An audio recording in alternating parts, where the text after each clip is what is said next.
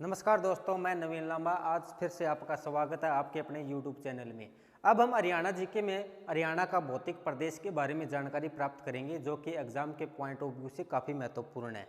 तो हम इसी बात को मद्देनज़र रखते हुए इसी टॉपिक को हम और ज़्यादा गहराई से देखते हुए चलेंगे कि हमारे पास में टॉपिक क्या रहेगा, भौतिक प्रदेश। और भौतिक प्रदेश में से हमारे पास में इसकी शुरुआत करेंगे हम, यानी कि भूगोलविक संरचना के साथ में। तो यानी कि अब हमारे पास में टॉपिक क्या रहेगा, भौतिक प्रदेश। और भौतिक प्रदेश के साथ जब इसकी शुरुआत कहाँ से मानी जाती है वो देखेंगे, यानी कि हरियाणा की भूगर्भिक संरचनाएं कब कब और किस काल के दौरान कहाँ कहाँ से कुछ परिवर्तन आए हैं। तो अब हमारे पास में जब हम इंडियन ज्योग्राफी का पार्ट पढ़ते हैं तो हिमालय को देखते हैं, तो हिमालय की उत्पत्ति कैसे मानी जाती है। वो एक भूगोलवेता अल्फ्रेड वेगनर, जो कि जर्मनी के निवासी थे, उन्हीं के अनुसार कुछ बातें बताई गई है। तो उसी में से जब वो बातें बताते हैं तो ये हमें पास भी हरियाणा में भी कुछ फॉलो होती हैं, लेकिन हरियाणा में जो भूगोलवेता हैं उनका मत अलग हो जाता है। वो केवल हमें हरियाणा की उत्पत्ति, हिमालय की उत्पत्ति के बारे में बताते हैं, जबकि हमें अब देखना है जी हरियाणा में भूगर्भिक संरचना कब कब और क्या क्या परिवर्तन हुए हैं।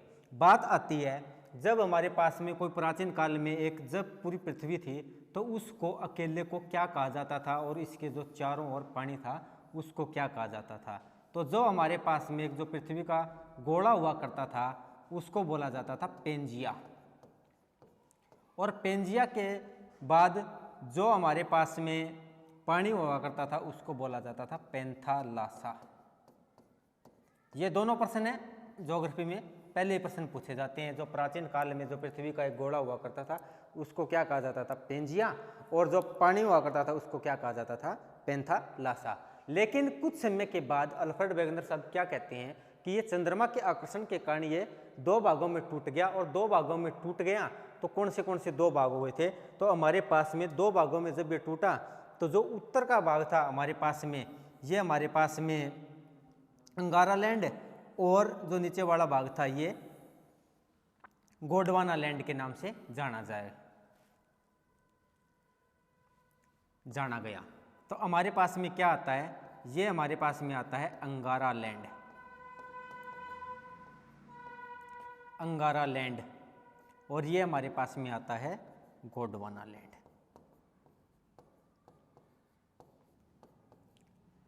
जो हमारे पास में पेंथालासा था ये अब पानी का नाम बदल कर हो चुका है टेथिस सागर।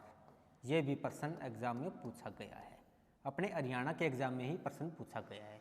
जब फिर थोड़ा सा और समय चलता गया, जैसे ये आगे चले तो अलग अलग समय में अलग अलग काल आने लगे। उनके बारे में बात हम फिर बाद में देखेंगे। तो हमारे पास में जब थोड़ा सा और परिवर्तन हुआ तो अंगारा लैंड, जो आज एट प्रेजेंट में हम 7 महाद्वीप पढ़ रहे हैं, उसमें से जो उत्तर के जो 3 महाद्वीप हैं उनमें टूट जाता है। और जो नीचे वाला गोंडवाना भूभाग है ये नीचे के 4 महाद्वीप में टूट जाता है। अब हम देखेंगे भी कौन से महाद्वीप हैं। जो ये ऊपर वाला है हमारे पास, इसके आगे एक प्रोसेस और चली तो ये कौन से भागों में टूट गया, ये हमारे पास में आया था उत्तर अमेरिका।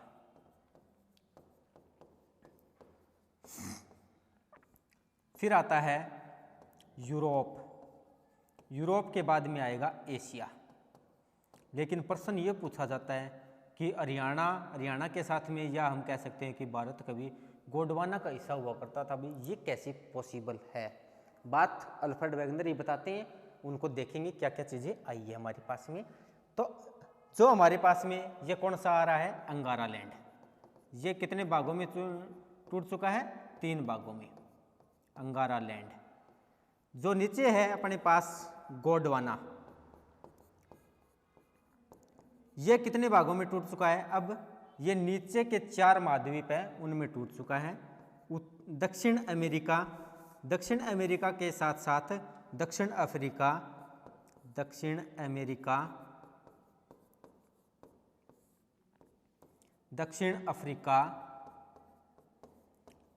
अफ्रीका के बाद में हमारे पास में ऑस्ट्रेलिया, और ऑस्ट्रेलिया के बाद में अंटार्कटिका।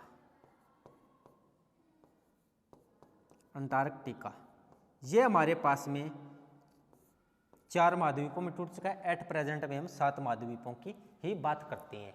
तो लेकिन हमारे पास में प्रश्न ये आता है कि हरियाणा लगा लो या भारत लगा लो, ये प्राचीन काल में किस भूभाग का हिस्सा हुआ करता था? तो ये गोंडवाना भूभाग का हुआ करता था, हमने बहुत बार देखा है। लेकिन ये भी पॉसिबल कैसे हुआ, इनके बारे में हम देखेंगे। थोड़ा सा डायग्राम के अकॉर्डिंग जल्दी जल्दी देखने की कोशिश करेंगे। तो अल्फ्रेड वेगनर साहब हमें क्या बताते हैं, ये हमारे पास में अमेरिका वाला पार्ट रहेगा, उत्तर अमेरिका, दक्षिण अमेरिका, और इधर हमारे पास में ये यूरोप है, यूरोप के साथ में हमारे पास में ये एशिया इसी प्रकार से आता है। यहाँ पर हमारे पास में अफ्रीका आ जाता है, बीच में आ जाता है भूमध्य सागर। भूमध्य सागर के साथ में ये इधर लाल सागर है, उनके बारे में ये सागरों के समय वर्ल्ड ज्योग्राफी में आता है इसका जिक्र। लेकिन हमारे पास में क्या बात कहता है, जब ये पहले पेंजिया हुआ करता था तो एक गोला हुआ करता था, जब ये 2 भागों में टूटा, 2 भागों में टूटने के बाद में आगे ये 7 भागों में टूटा। तो इसी प्रकार से जब ये 7 भागों में टूट जाता है तो नीचे के जो भाग हैं यहाँ से हमारे पास में एक देश आता है मेडागास्कर, और मेडागास्कर और ऑस्ट्रेलिया, जो ऑस्ट्रेलिया महाद्वीप आज एट प्रेजेंट हम यहाँ पर देख रही हैं, ये कभी एक ही हिस्सा हुआ करता था इस प्रकार से ये। तो यहाँ से क्या हुआ, एक इसी के 3 टुकड़े हुए ऑस्ट्रेलियन प्लेट के। तो 3 टुकड़े होने के बाद में क्या हुआ, मेडागास्कर देश तो हमारे पास में यही रह गया। यहाँ से एक अलग प्लेट थी, वो हमारे पास में उत्तर और पूर्व की ओर खिसकना स्टार्ट हो गई, ये उत्तर और ये पूर्व, और ये ऑस्ट्रेलिया है, ये एट ए प्रेजेंट पूर्व की ओर चलना स्टार्ट हो गया। तो जिससे हमारे पास में ये प्रोसेस आगे चलती गई। तो जैसे जैसे ये हमारे पास इस प्रकार से आगे चला और आगे चलता गया, तो हमारे पास में एक ना एक दिन ये यूरेशियन प्लेट से इंडिया टकराता है, तो हिमालय की उत्पत्ति हो जाती है। लेकिन हमें यहाँ से सिर्फ देखना है हरियाणा के बारे में। तो ये प्रोसेस इस प्रकार से आगे चलती गई। ये बताने वाले कौन थे, अल्फ्रेड वेगनर। तो इसी को हमारे पास में अलग अलग काल में बांट दिया गया। कौन से काल में बांटा गया उसको हम देखते हैं। तो हमारे पास में पहला प्रश्न तो क्या पूछा जाता है, यही प्रश्न पूछा जाता है कि हरियाणा लगा लो या फिर हमारे पास में इंडिया लगा लो, भारत लगा लो, कि प्राचीन काल में हरियाणा गोंडवाना भूभाग का हिस्सा हुआ करता था। अब आप लोगों को समझ में आ चुका है कि ये कैसे हुआ करता था। तो क्या चीज़ आ रही है कि प्राचीन काल में हरियाणा गोंडवाना भूभाग का हिस्सा हुआ करता था।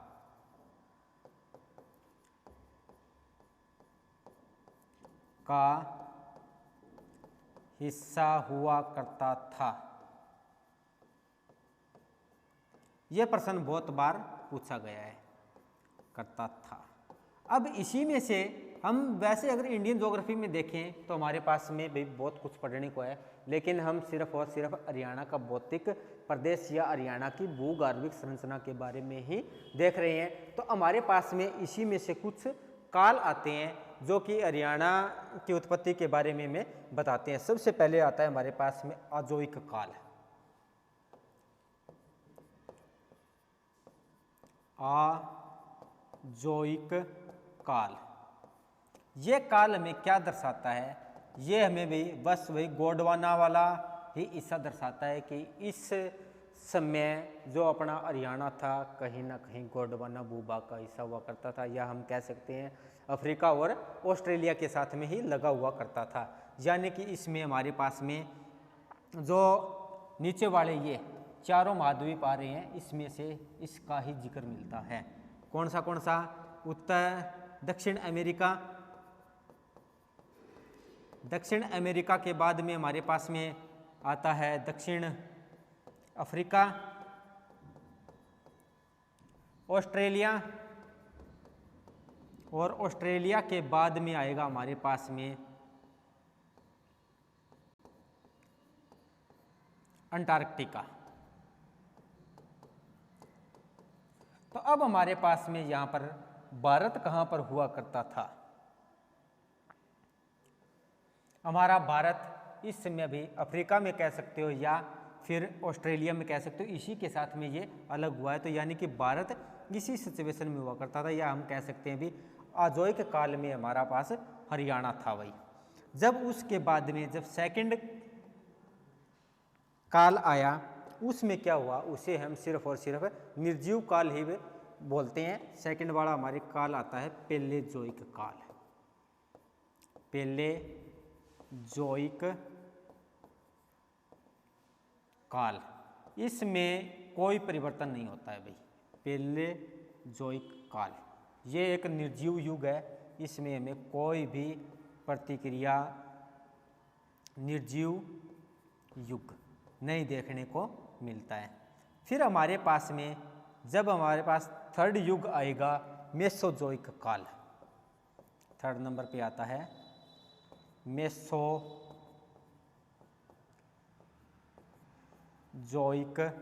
काल। इसमें क्या होता है कि हरियाणा की भूगर्भिक संरचना में कुछ महत्वपूर्ण परिवर्तन हुए हैं। ये प्रश्न फिर से पूछा गया भी है, हरियाणा पुलिस में पूछा गया था शायद, या हरियाणा एसआई में है, लेकिन प्रीवियस ईयर में प्रश्न पूछा जरूर गया है कि हरियाणा की भूगर्भिक संरचना में कुछ परिवर्तन हुए। क्या रहेगा कि हरियाणा की भूगर्भिक संरचना में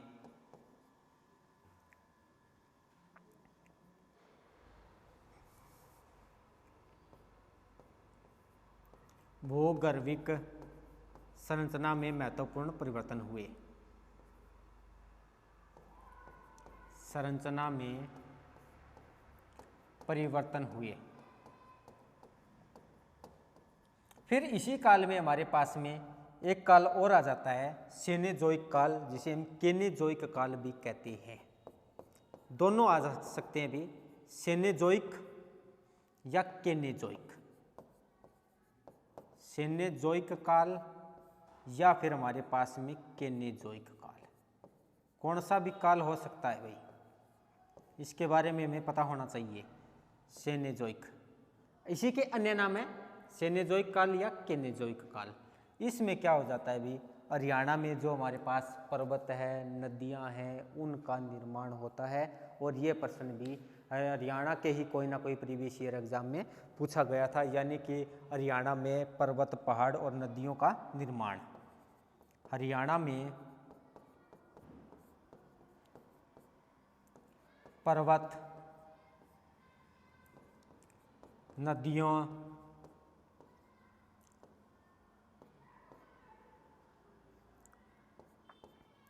नालों का निर्माण हुआ।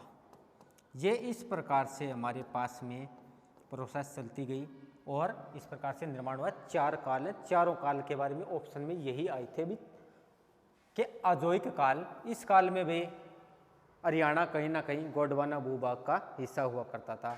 फिर हमारे पास में पेलोजोइक काल, इस काल में, इस काल को निर्जीव युग भी कहा गया है, क्योंकि इस समय हरियाणा में भी कोई भी भूगर्भिक संरचनाएं देखने को नहीं मिलती है।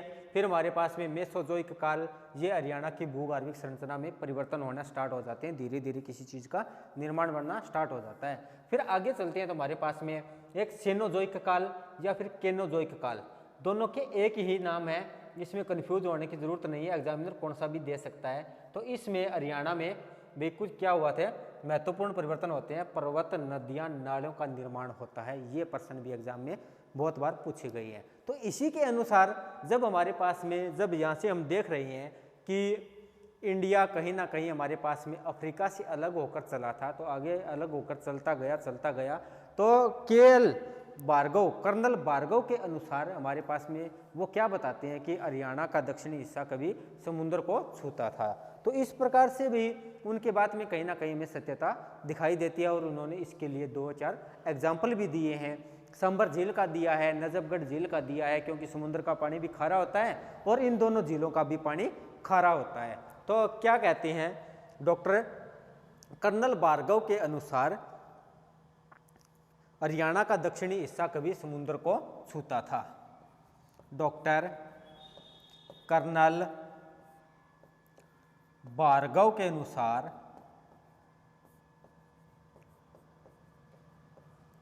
क्या कह रहे हैं ये अनुसार, हरियाणा का दक्षिणी हिस्सा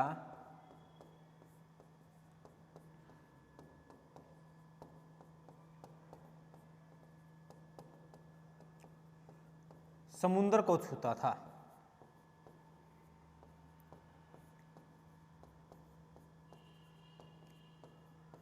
छूता था भाई।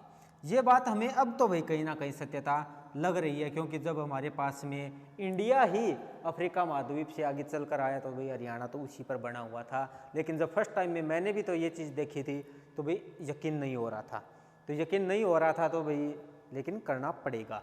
तो इसी प्रकार से इन्होंने एग्जाम्पल भी दिए हैं। क्या क्या एग्जाम्पल दिए हैं? एग्जाम्पल, समुद्र का पानी खारा होता है तो इन्होंने क्या कहा अभी, सांबर झील। और सांबर झील है कहाँ पे? ये जयपुर में है सांबर झील। और नजफगढ़ झील ये कहाँ पे है? ये दिल्ली में है, हरियाणा के साथ में लगती है नजफगढ़ झील। इस प्रकार से इन्होंने ये बहुत दो अच्छे एग्जाम्पल दिए हैं, और ये दोनों एग्जाम्पल भी एग्जाम में पूछे गए हैं कि के.एन.एल. भार्गव के अनुसार भी दक्षिणी हिस्से को समुद्र छूता था, तो उनके लिए उन्होंने कौन से दो एग्जाम्पल दिए हैं? तो ये हमारे पास में नजफगढ़ झील और सांबर झील। फिर हमारे पास में ये चीज़ें भौतिक संरचना या भूगर्भिक संरचना रहती है, तो इसी के अनुसार आगे चलते जाएंगे तो हमारे पास में हरियाणा का भी भौगोलिक क्षेत्रों का विभाजन भी किया जाता है, भू आकृति के बारे में भी बताया गया है भी कितनी कितनी उसमें से क्या क्या चीज़ें आती हैं उनके बारे में भी हम देख लेते हैं। क्या रहेगा हमारे पास में हरियाणा का भौतिक क्षेत्र? यह प्राचीन काल की बात है। हरियाणा का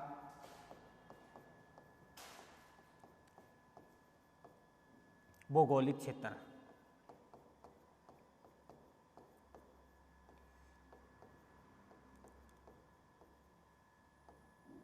ये इसको कितने भागों में बांटा है? 3 भागों में बांटा है भी, ये जो कि सिंपल तौर से आते हैं और एग्जाम में प्रश्न पूछ लिए जाते हैं। सबसे पहले आता है कुरुक्षेत्र। कुरुक्षेत्र के बाद में सेकंड वाला था हमारे पास में जटियात क्षेत्र, या हरियाणा भी बोला गया है। ये कौन से क्षेत्र था हमारे पास में? रोहतक के आसपास का हरियाणा या जटियात क्षेत्र। फिर हमारे पास में थर्ड नंबर पे आता है कि बटियाना। ये हमारे पास में भट्टू और फतेहाबाद का क्षेत्र हुआ करता था। कुरुक्षेत्र हमारे पास में एट प्रेजेंट हमें कहाँ पर देखने को मिलता है? जब हम मैप बनाते हैं तो अगर भाई उसी के अकॉर्डिंग देखेंगे तो ये जींद और करनाल के जिलों के आसपास का क्षेत्र हुआ करता था। तो वहाँ पर क्या है हमारे पास में, जो कि प्राचीन काल में चौटांग नदी बहती थी, जो कि धार्मिक दृष्टि से महत्वपूर्ण थी। या हम हमारे पास में ये कह सकते हैं कि ये जींद और करनाल के आसपास का क्षेत्र, करनाल के आस पास का क्षेत्र, ये चीज रहती है। हरियाणा ये रोहतक के आसपास का क्षेत्र था भी, रोहतक के आसपास का क्षेत्र।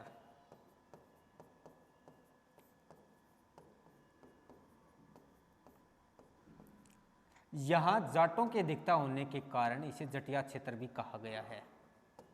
यहाँ जाटों की अधिकता के कारण इसे जटिया क्षेत्र भी कहा गया है। अधिकता के कारण इसे जटियात क्षेत्र भी कहा गया है। जटियात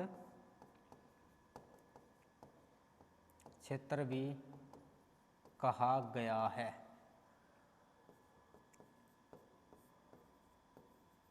फिर हमारे पास में बटियाना, ये भाई भट्टू और बुन्ना और भट्टू के आसपास का क्षेत्र हुआ करता था। बुन्ना और भट्टू का क्षेत्र। और यहाँ पर क्या था भाई? बाटी राजपूतों की अधिकता। बटियाना इसी के कारण बना हुआ है, यानी कि बाटी राजपूतों की अधिकता। ये चीजें हमारे पास में आती है अभी। भौतिक विभाजन, भौतिक अक्षेत्र, विभाजन ही क्षेत्र। तो ये भी, इसको हरियाणा को भी 3 भागों में बांटा हुआ था, कुरुक्षेत्र, हरियाणा और बटियाना। अब हम बात करते हैं थोड़े से शॉर्टकट में हरियाणा की भू आकृति एट प्रेजेंट में हमें कैसे दिखाई देती है। हरियाणा की भू आकृति,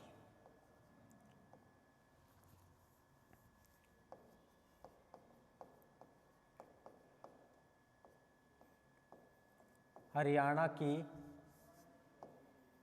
भू आकृति ये हमें कैसे दिखाई देती है। अगर हम बात करते हैं तो ये सबसे पहले हमारे पास में कौन सी दो नदियों के मध्य में बहता है, ये इसी प्रकार से हमारे पास भी क्या है भाई, ये हरियाणा रहता है। थोड़ा सा रफली है, समझने की कोशिश करना ये चीज़। यहाँ से हमारे पास में घग्गर आ रही है और यहाँ से हमारे पास में यमुना नदी आ रही है, तो जिससे क्या है भाई हमारे पास में यह हरियाणा की भू आकृति यमुना और घग्गर नदी के बीच का समतल मैदान है। यमुना और घग्गर नदी के मध्य समतल मैदान।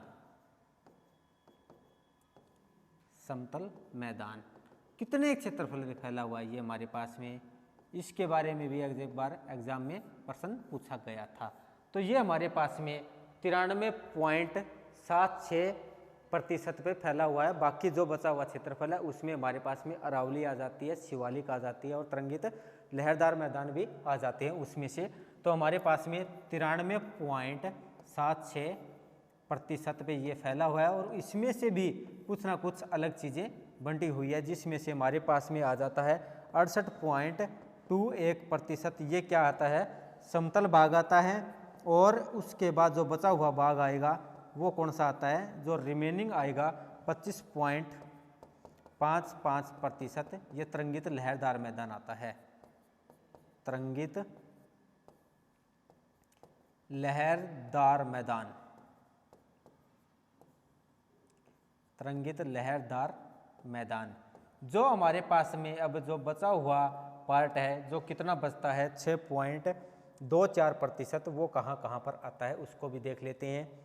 6.24%, ये क्या है अभी हमारे पास में, इसमें से हम इसको जोड़ देते हैं तो ये क्या रह जाता है, रिमेनिंग, जिसमें से हमारे पास में आ जाता है शिवालिक।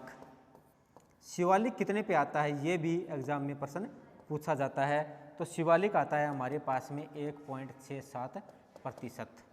अरावली कहाँ पे कितने पे आता है, अरावली, ये भी प्रश्न काफ़ी बार पूछा गया, 3.09%। और जो बचा हुआ हमारे पास में तीसरा पार्ट रह जाता है उसको क्या बोलेंगे हम, रेत के टीले। इस प्रकार से 100% का भू आकृति में हम देखते हैं अभी कितना रह जाता है, 1.48%।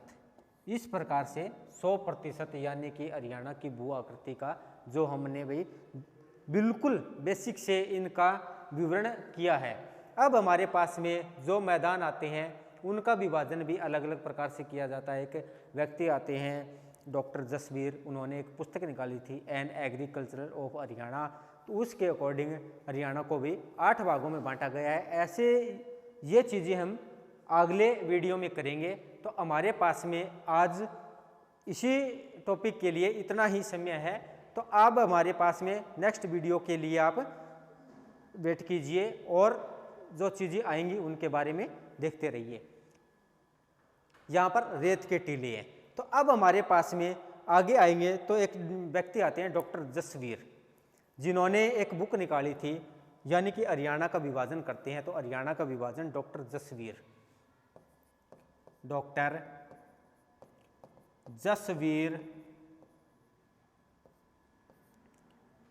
के अनुसार एक बुक निकालते हैं। ये बुक का नाम क्या है, एन एग्रीकल्चरल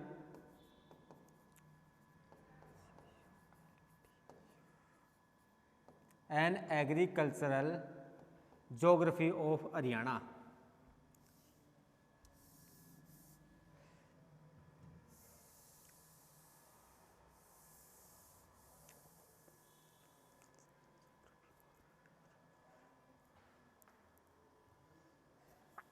ये हमारे पास में नहीं कहते हैं। इस प्रकार से हमने हरियाणा की भू आकृति को पूरे 100% क्षेत्रफल में बांट दिया है। अब एक व्यक्ति आते हैं, उनके अनुसार हरियाणा को 8 भागों में बांटा गया है। उस व्यक्ति का क्या नाम है, डॉक्टर जसवीर। और डॉक्टर जसवीर एक बुक निकालते हैं an agricultural geography of Haryana. वो कब निकाली जाती है, वो 1976 में इनका प्रकाशन किया जाता है। लिखने का काम तो वो 1973 में ही कर देते हैं। तो यानी कि हरियाणा का विभाजन करता कौन है? डॉक्टर जसवीर। डॉक्टर जसवीर के अनुसार, जसवीर, और इनकी एक बुक आती है, बुक कौन सी आती है? An agricultural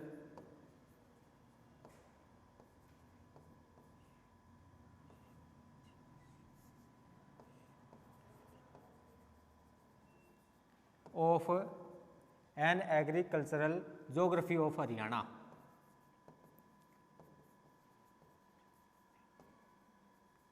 of Haryana. इसके अकॉर्डिंग क्या करते हैं? हरियाणा को 8 भागों में बांटा गया है। हरियाणा को 8 भागों में बांटा है।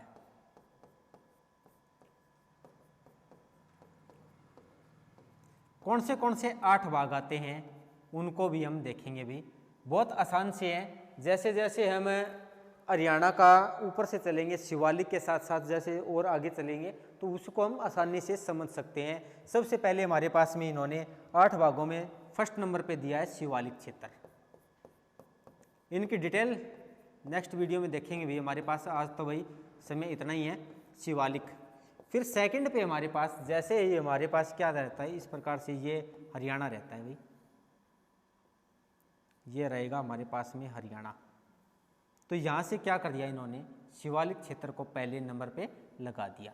जैसे शिवालिक से हम थोड़े से और नीचे आएंगे तो हमारे पास में क्या आ जाता है? गिरिपादीय मैदान, यानी कि शिवालिक के क्षेत्र के नीचे वाले क्षेत्र की ये बातें कर रही है।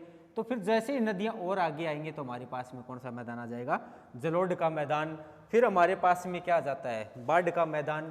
तो हमारे पास में क्या आया? गिरिपादीय मैदान।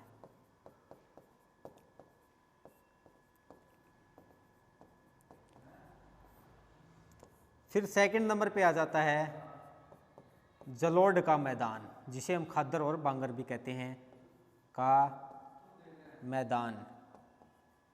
फिर हमारे पास फोर्थ नंबर पे आ जाता है बाढ़ का मैदान। ये 4 मैदान आ चुके हैं। 4 मैदानों के बाद में जैसे ही थोड़ा सा और आगे आएंगे तो हमारे पास में एक जगह ऐसी आ जाती है सिरसा में, जिसको हम भाई अनकाई दलदल के नाम से भी जानते हैं। ये क्षेत्र में कहाँ पर देखने को मिलता है? सिरसा में।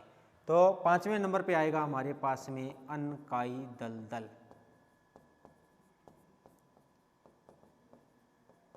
ये चीज़ें हो चुकी हैं। अब हम बात करेंगे, यानी कि जब हम इधर से चले थे उत्तर से लेके पश्चिम तक, हमारे पास में नीचे वाला जो क्षेत्र रह जाता है, यहाँ पर रह जाता है, एक तो रह जाता है अरावली, और अरावली के बाद में तरंगित बालू के मैदान, और हमारे पास में बालू टिब्बे युक्त मैदान। तो हमारे पास में छठे नंबर पे आ जाता है कि बालू युक्त मैदान, यानी कि बालों से संबंधित आ रही है। 7वें नंबर पे हमारे पास में आएगा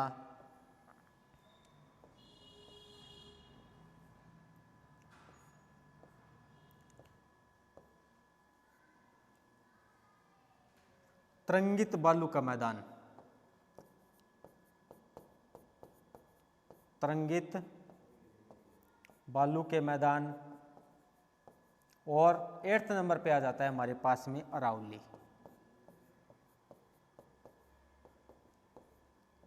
ये इस प्रकार से हमारे पास डॉक्टर जसवीर के अनुसार हरियाणा के 8 भागों का विभाजन हमने देखा है। इसको डिटेल में देखने के लिए भी अपनी नेक्स्ट वीडियो जल्द ही आप लोगों के पास में पहुंचा दी जाएगी। ये वीडियो आपको कैसी लगी, इसके लिए आप अपने कमेंट बॉक्स में अपना सुझाव जरूर दें। Thank you. जय हिंद, जय भारत।